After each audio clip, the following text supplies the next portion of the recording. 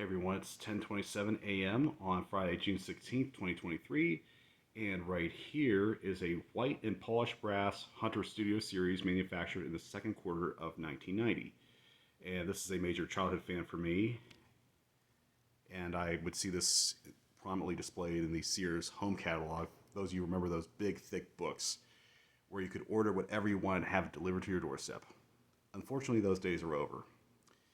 And back then, there was more for your life at Sears, and however, there's no more for your life at Sears. For those of you who don't know the direction that the store has taken, and since they merged with Kmart, that was a big no-no. And enough digressing about Sears. Let's just focus on the fan. See the Hunter logo on it right there. And the earlier models had what they call high luster blades, and they're a little bit more curved than the more traditional Hunter square blades or flat tip blades. You can see that right there. And later models switched to the more traditional square blades. And the canopy on this fan, it's like, you know how it's got that L-shaped thing with the screw mounts? All three sides are like that, so it makes it easier to screw in, just twist it. But they took the third one out and just put a regular hole there, so you can, makes it a little more difficult if you ask me. But anyway, here's the reverse switch. And let's shed a light on the situation, shall we? Put the, see that pull chains right there, fancy fan-like pull chains. So, and I got this fan from fellow collector Jonathan Finn a little over 4 years ago. Thanks again for it. It's a major childhood fan. I have it's antique brass twin new in the box, so I would see these on display at Sears with bevel glass light kit, the generic light kit, and I wanted one of these so bad, but now I own one, so hey, that's awesome. So turn the light off, and now let's rev up the fan. First on low.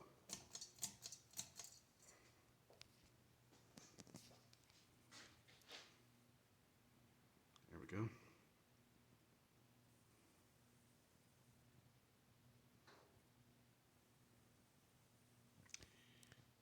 Go up to medium.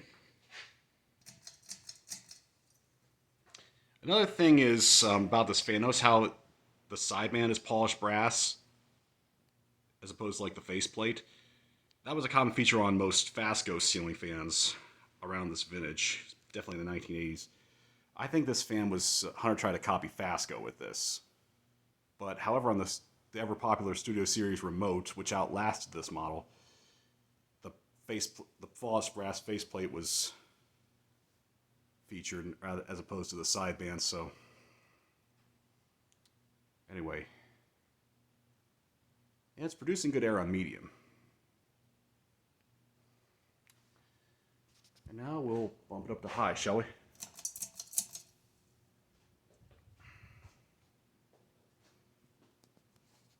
Oh yeah, it's really cranking out air on high.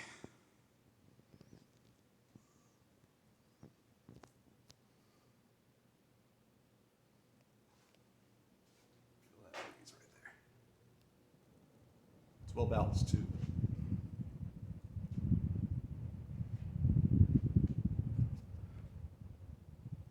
And we'll power down.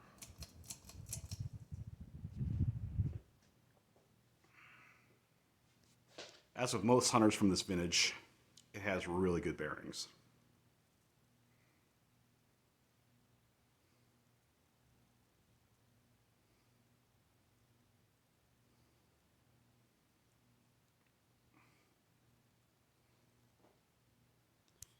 And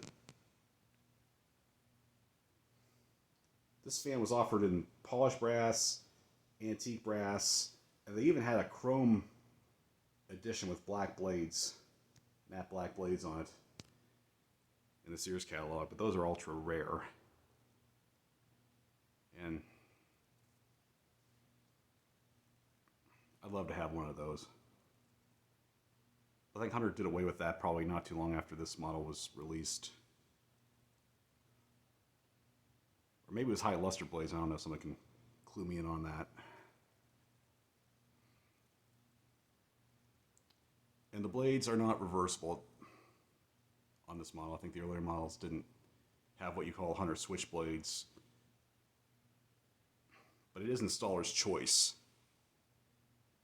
That means you can mount flush or use a down rod.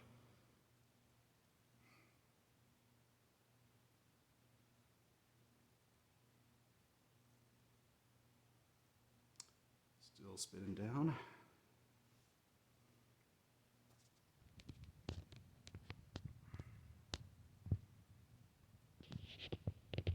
Okay, folks, fan has ceased operation. This concludes the broadcast day. Thank you for watching. More to come.